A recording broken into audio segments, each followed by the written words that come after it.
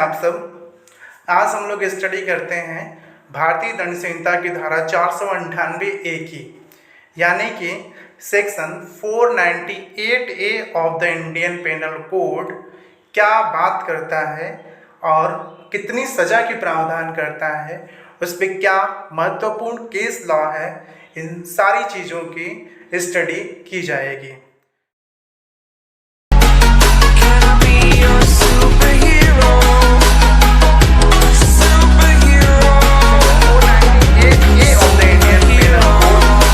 About the cruelty by husband or relative of husband, यानी कि 498A के द्वारा बात की जाती है हस्बैंड के द्वारा की जाने वाली क्रुएलिटी या फिर उसके किसी रिलेटिव के द्वारा की जाने वाली क्रुएलिटी के बारे में। तो सबसे पहले हम लोग कुछ बेसिक नॉलेज, बेसिक फैक्ट की जानकारी ले लेते हैं। Section 498A of the Indian panel code were inserted by amendment in 1983, यानी कि धारा 498A को भारतीय दंड संहिता में 1983 में एक संशोधन के द्वारा लाया गया था। इसका तात्पर्य यह है कि यह मूल रूप से इंडियन पेनल कोड में नहीं था, बाद में एक संशोधन के माध्यम से इसे लाया गया। Criminal law amendment act 1983 were enforced on 25 December 1983। कभी कभी कंपटीशन में ये भी पूछा जाता है कि ये जो पर्टिकुलर अमेंडमेंट हुआ था वो किस डेट से इन्फोर्स्ड हुआ था। तो जो 1983 का क्रिमिनल लॉ अमेंडमेंट एक्ट था वह 25 दिसंबर 1983 को लागू हुआ था। For section 498A of the Indian panel code a new chapter was added, that is chapter 20A, यानी कि जब 1983 में क्रुएलिटी ऑफ हस्बैंड और cruelty of relative of husband के लिए धारा 498A को इंसर्ट किया गया था, तो उसी वक्त एक नया अध्याय भी इंसर्ट किया गया जो 20A यानी कि 20A नाम से जाना जाता है, यानी कि 20A में ही धारा 498A को रखा गया। अब हम लोग चर्चा करते हैं कि 498A कहता क्या है, यानी कि section 498A husband or relative of husband of a woman subjecting her to cruelty, यानी कि हस्बैंड और रिलेटिव ऑफ हस्बैंड के द्वारा यदि किसी महिला के साथ क्रुएलिटी की जाती है तब क्या होगा।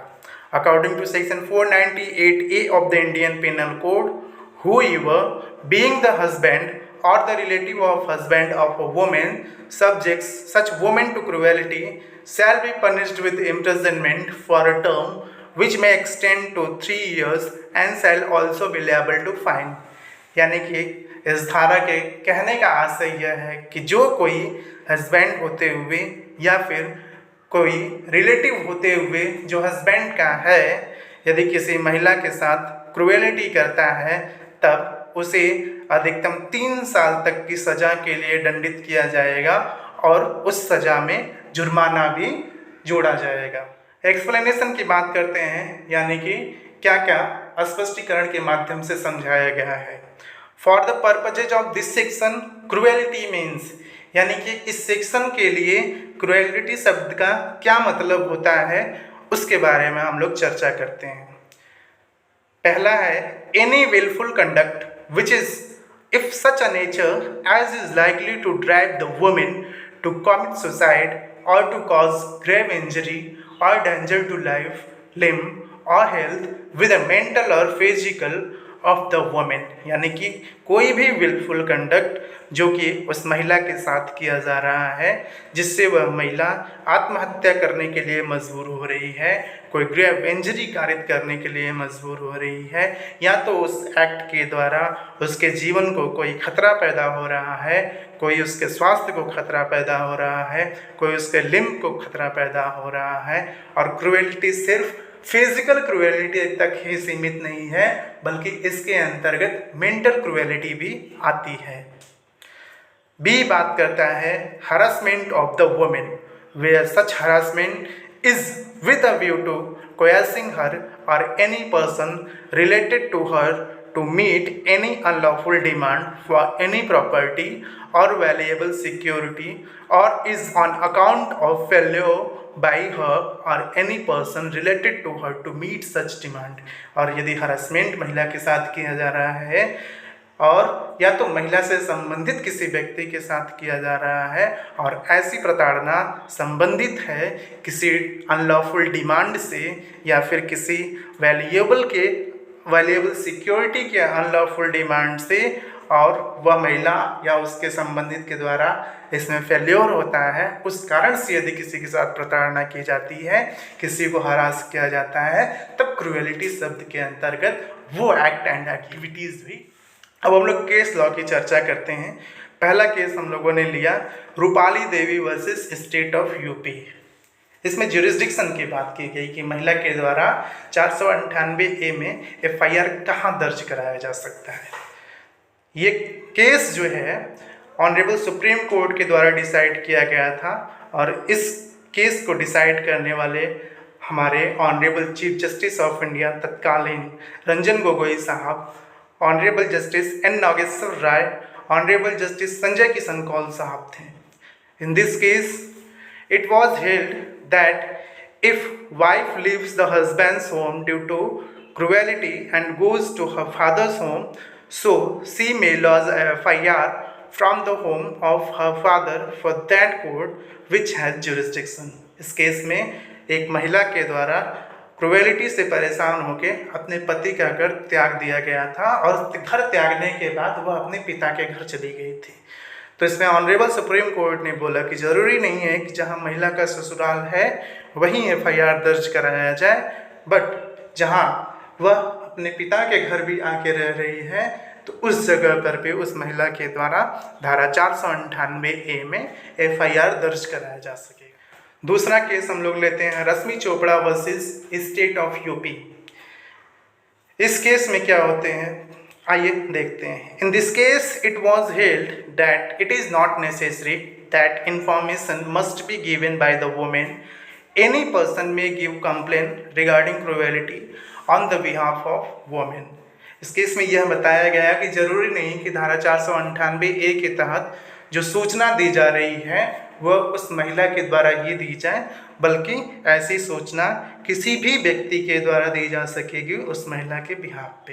Rajesh Sharma versus state of UP का अध्ययन अब हम लोग करते हैं, जो कि एक बहुत महत्वपूर्ण केस है धारा 498A से संबंधित, जिसे फाइल किया गया था, जिस पर गाइडलाइंस आई 2017 में।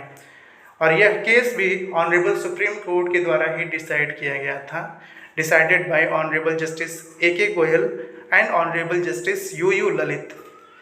If any women is subjecting to cruelty by her husband और relative of her husband, then she may make a complaint under section 498A of the Indian panel Code. इस केस में यह कहा गया है कि यदि किसी महिला के साथ उसके पति या उसके नातेदारों के द्वारा कोई क्रुएलिटी की जाती है तब महिला धारा 498A में FIR दर्ज करा सकती है। But there are so many cases which creates a worried situation. लेकिन जब धारा 498A को 1983 के संशोधन के द्वारा लाया गया था, उसके बाद धारा 498A में FIR की एक बाढ़ सी आ गई थी, जो कि सबके लिए एक चिंताजनक विषय बन गया था, और क्योंकि इसका मिसयूज़ करने वाले लोग भी उनकी संख्या में भी लगातार वृद्धि होती जाती थी। So our Honorable Supreme Court issued the following directions regarding section 498A of the Indian Penal Code। और इस केस में इस चिंता को देखते हुए ऑनरेबल सुप्रीम कोर्ट के द्वारा कुछ गाइडलाइंस दिए गए। तो आइए उस गाइडलाइंस पर हम लोग चर्चा करते हैं। पहला गाइडलाइंस ये था कि investigation make only by the investigating officer of that area. यानी कि ऑनरेबल सुप्रीम कोर्ट के द्वारा यह कहा गया कि जब भी धारा 498A के तहत FIR दर्ज की जाती है, तब जो इन्वेस्टिगेशन कराया जाएगा वो उसी पर्टिकुलर एरिया का इन्वेस्टिगेटिंग ऑफिसर रहेगा। दूसरा, investigation officer must be appointed with in 1 month of complain. यानी कि जिस डेट पर भी कंप्लेन धारा 498A के तहत दर्ज कराई जाती है, उसके 1 महीने के भीतर इन्वेस्टिगेटिंग ऑफिसर का अपॉइंटमेंट कर दिया जाएगा। तीसरा, cases registered under section 498A और कंपाउंडेबल बाय कोर्ट, यानी कि यदि कोई FIR 498A में दर्ज हो जाता है, केस लॉन्च हो जाता है, तब वह बाय कोर्ट परमिशन कंपाउंड भी किया जा सकता है, यानी कि उसका समन भी हो सकता है। चौथा था कि no red corner notice to the person who are living outside India, यानी कि रेड कॉर्नर नोटिस भेजने पर भी प्रतिबंध लगाया गया और ऐसे लोगों पर जो कि विदेश में रह रहे हैं। पांचवा, if the members of family are living outside the state और India, personal appearance is not necessary, trial में बी हेल्ड बाय ऑडियो और वीडियो कॉन्फ्रेंसिंग, यानी कि इस गाइडलाइंस में यह कहा गया कि यदि कोई व्यक्ति किसी पर FIR दर्ज करता है, ठीक, किसी महिला के द्वारा अपने पति या पति के नातेदारों पर FIR दर्ज कराया जाता है और उसमें कुछ लोग जो है आउट ऑफ इंडिया और आउट ऑफ स्टेट रहते हैं और उनका नाम भी FIR में दर्ज है, तब जरूरी नहीं है कि उनको पर्सनली कोर्ट में अपीयर कराया जाए, उनका ट्रायल जो है ऑडियो और वीडियो कॉन्फ्रेंसिंग के माध्यम से भी संपन्न कराई जा सकेगी।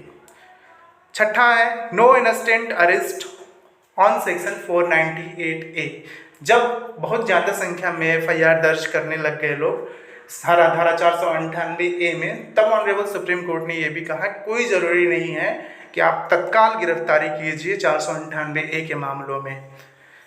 अगला है, one family welfare committee be constituted by DLSA which will look on complaint made to magistrate और police under section 498A of the Indian panel Code, यानी कि DLSA के द्वारा DLSA means district legal services authority, जिला विधिक सेवा प्राधिकरण के द्वारा एक फैमिली वेलफेयर कमेटी गठित की जाएगी, जो कि देखेगी जो भी कंप्लेन धारा 498A के तहत माननीय मजिस्ट्रेट, ऑनरेबल मजिस्ट्रेट के समक्ष या फिर पुलिस अधिकारी के समक्ष जा रही है, उस पर एक रिपोर्ट। लेकिन इस जो गाइडलाइंस इशू की गई थी Rajesh Sharma versus state of UP में, उस पर एक रिव्यू पिटीशन दायर कर दिया गया सोशल एक्शन फोरम फॉर मानवाधिकार के द्वारा। तो आइए देखते हैं कि रिव्यू पिटीशन में ऑनरेबल सुप्रीम कोर्ट ने अपना क्या मत व्यक्त किया। सोशल एक्शन फोरम फॉर मानवाधिकार वर्सेस यूनियन ऑफ इंडिया 2018 में इस पे आया था direction. In this case a review petition was filed against the direction issued by Honorable Supreme Court in case of Rajesh Sharma versus State of UP, यानी कि social action forum for मानवाधिकार versus union of India एक review petition है उसी decision का जिसपे जो है जो गाइडलाइन सुप्रीम कोर्ट ने दी थी Rajesh Sharma versus state of UP में। In this case, the Supreme Court struck down the para 19 of the direction issued in Rajesh Sharma versus State of UP, यानी कि इस रिव्यू पिटीशन में ऑनरेबल सुप्रीम कोर्ट के द्वारा para 19 को जो Rajesh Sharma versus state of UP में दिया गया था टोटली स्ट्रक डाउन कर दिया गया। Held that everything will govern as per CRPC, और ये कहा गया कि सारी चीज़ें जो है वो क्रिमिनल प्रोसीजर कोड के प्रावधानों के अनुरूप ही गवर्न की जाएंगी। After this decision Arnesh Kumar versus state of Bihar restored again, और इस तरीके से Arnesh Kumar versus state of Bihar को फिर से रीस्टोर कराया जाए। No arrest till husband comply the notice under section 41A of criminal procedure code, और ये कहा गया कि जब तक हस्बैंड और इसके नातेदारों के द्वारा 41A का कंप्लायंस किया जा रहा है तब तक उनका अरेस्ट नहीं किया जाएगा। Family members can move application for not appearing in hearing date as per section 205 and 217 of the criminal procedure code, यानी कि ये कहा गया कि पारिवारिक जनों के द्वारा जो है 205 और 217 में एक एप्लीकेशन मूव किया जाएगा जो कि यदि हियरिंग डेट पे वो नहीं आना चाहते हैं। अगला, cases registered under section 498A of the Indian panel Code may be quashed under section 482 of the criminal procedure code. Section 482 यानी कि 482 क्रिमिनल प्रोसीजर कोड की बात करता है हाई कोर्ट की अंतर्निहित शक्तियों के बारे में, जिसमें हाई कोर्ट को यह पावर दिया गया है कि वह यदि कोई एफआईआर लॉन्च है तो उसको क्वैश कर दे। तो इसमें यही कहा गया कि जो भी केसेस रजिस्टर्ड किए जा रहे हैं धारा 498A में, उन्हें क्वैश करने के लिए धारा 482 में हाई कोर्ट के समक्ष एक एप्लीकेशन दिया जा सकता है। धारा 498A की कॉन्स्टिट्यूशनलिटी को भी चैलेंज किया गया था। तो आइए देखते हैं कि धारा 498A संवैधानिक है या असंवैधानिक है। तो Satish Kumar Batra and other versus state of Haryana 2009 का केस है, जिसमें कहा गया कि साहब 498A भारतीय दंड संहिता की एक बहुत ही मिसयूज किए जाने वाली धारा है और यह आशंका है कि इसका मिसयूज आगे भी होता रहेगा। इस आधार पर इसे अनकॉन्स्टिट्यूशनल डिक्लेयर कर दिया जाए। इस केस में सुप्रीम कोर्ट ने क्या कहा, आइए देखते हैं। In this case it was held that merely because there is a possibility of misuse of the offense of cruelty to wife under section 498A of Indian Penal Code is not a ground to hold the provision as unconstitutional। यानी कि इसमें supreme court के द्वारा यह कहा गया कि धारा 498A का मिसयूज किए जाने की आशंका है, मात्र इस आधार पर हम इसे असंवैधानिक डिक्लेयर नहीं कर सकते। आइए अब स्टडी करते हैं Arnesh Kumar versus state of Bihar को। ये 2014 का केस है। फैक्ट ऑफ द केस, पहले हम लोग Arnesh Kumar versus state of Bihar के फैक्ट की चर्चा कर लेते हैं।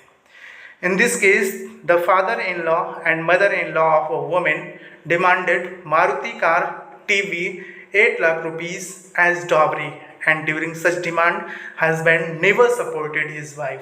इस केस में फादर इन लॉ और मदर इन लॉ के द्वारा महिला से कंटिन्यूस मारुति कार TV और 8 लाख रुपए एक डॉवरी के तौर पे मांगा जाता रहा और इस सच डिमांड के दौरान, पूरे डिमांड के दौरान हस्बैंड के द्वारा कभी भी उस पत्नी को सपोर्ट नहीं किया गया। Due to this harassment wife made a complain before police officer and a FIR was lost. और इस हरासमेंट से परेशान होकर उस महिला के द्वारा 498A में FIR दर्ज कराई जाती है। After lodging the FIR an anticipatory bail application was moved before High Court which was rejected, but finally Honorable Supreme Court granted the anticipatory bail and issued following guidelines। यानी कि जब FIR 498A में पति और सास ससुर के खिलाफ दर्ज हो गया, तब उनके द्वारा anticipatory bail honourable high court के समक्ष पेश की गई, बट ऑनरेबल हाई कोर्ट के द्वारा वह एंटीसिपेटरी बेल खारिज कर दी गई। खारिज होने के बाद पार्टीज के द्वारा ऑनरेबल सुप्रीम कोर्ट के समक्ष एंटीसिपेटरी बेल लाया गया और इस मामले में ऑनरेबल सुप्रीम कोर्ट के द्वारा एक्यूज्ड को एंटीसिपेटरी बेल देते हुए कुछ गाइडलाइंस जारी की गई। तो आइए हम लोग गाइडलाइंस देखते हैं Arnesh Kumar versus state of Bihar में। चूंकि 498A में जो सजा का प्रावधान किया गया है वह अधिकतम 3 वर्ष की ही सजा का प्रावधान करता है, लेकिन जब Arnesh Kumar versus state of Bihar में ऑनरेबल सुप्रीम कोर्ट के द्वारा गाइडलाइंस दी गई तो उसमें जो है सजा ऐसे अपराध जिसमें सजा का प्रावधान 7 वर्ष तक का है, उन सारे मामलों में ये गाइडलाइन अप्लाई होती है। This guidelines applies to all cases where the punishment is up to 7 years of imprisonment. A. No arrest is to be made without a reasonable satisfaction। यानी कि कोई भी अरेस्ट नहीं किया जाएगा यदि पुलिस अधिकारी को कोई रीजनेबल सेटिस्फैक्शन नहीं है। B. There should be justification of arrest। और यदि पुलिस अधिकारियों के द्वारा ऐसे मामलों में जिसमें सजा का प्रावधान 7 वर्ष तक है कि कोई व्यक्ति गिरफ्तार किया जाता है, तब उसके लिए एक न्यायोचित जस्टिफाइड ग्राउंड होना चाहिए। C. Arrest is not necessary in all cognizable cases. जब हम लोग चर्चा करते हैं कॉग्निजेबल केसेस की, तो कॉग्निजेबल केसेस के डिफिनीशन में हम लोग ये देखते हैं कि in all cognizable cases the police officer has power to arrest the person without the warrant of magistrate, यानी कि संज्ञेय मामलों में मजिस्ट्रेट महोदय के वारंट के बिना ही पुलिस अधिकारियों को यह पावर होता है कि वह किसी व्यक्ति को गिरफ्तार कर लें। लेकिन इस केस में ऑनरेबल सुप्रीम कोर्ट के द्वारा यह कहा गया कि कोई ज़रूरी नहीं है कि हर संज्ञेय मामलों में गिरफ्तारी की जाए। D, all the state government to instruct the police to comply with section 41 of the criminal procedure code and not to arrest unnecessary. और ऑनरेबल सुप्रीम कोर्ट के द्वारा यह कहा गया कि सारे स्टेट गवर्नमेंट के द्वारा पुलिस अधिकारियों को यह इंस्ट्रक्शन दिया जाए कि वह धारा 41 का पालन करें और किसी भी व्यक्ति को अनावश्यक रूप से अरेस्ट न करें। अगली गाइडलाइंस के तौर पे section 41A of the criminal procedure code must be followed. Section 41A of the criminal procedure code बात करता है कि ऐसे मामलों में जिनमें सजा 7 वर्ष तक की है, उसमें पुलिस अधिकारी को यह पावर है कि उस व्यक्ति को एक नोटिस दे और उस नोटिस के बिहाफ पे वह पुलिस अधिकारी के समक्ष आता है, यानी कि जब तक उसका अपीयरेंस 41A में हो रहा है तब तक भी जो है उसकी गिरफ्तारी नहीं की जाती है।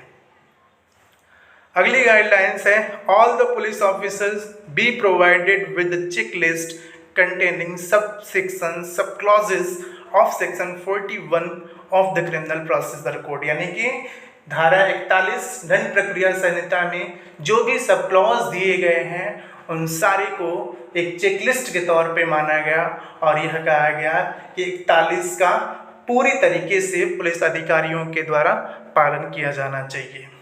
अब देखते हैं कि यदि जो guidelines Arnesh Kumar versus state of Bihar में ऑनरेबल सुप्रीम कोर्ट के द्वारा दी गई थी, यदि उनका पालन नहीं किया जाता है तब क्या परिणाम होगा। If there will be failure to comply the direction issued in Arnesh Kumar case, then if failure is done by police officer, यदि यह फेल्योर पुलिस ऑफिसर के द्वारा किया जाता है तब उसके खिलाफ डिपार्टमेंटल एक्शन में भी टेकन, उसके खिलाफ डिपार्टमेंटल एक्शन लिया जा सकता है और also be held liable for contempt of court before high court, और उसके लिए ऑनरेबल हाई कोर्ट के समक्ष कंटेम्प्ट प्रोसेसिंग भी ली जा सकेगी। If failure is done by magistrate, यदि ये फेल्योर मजिस्ट्रेट के द्वारा होता है तब मजिस्ट्रेट महोदय के खिलाफ एक डिपार्टमेंटल प्रोसेसिंग की जा सकेगी, यानी कि if failure is done by magistrate then departmental processing may be taken against that magistrate. तो इस तरीके से आज हम लोगों ने स्टडी किया धारा 498A के बारे में। तो बहुत बहुत धन्यवाद आप सबको।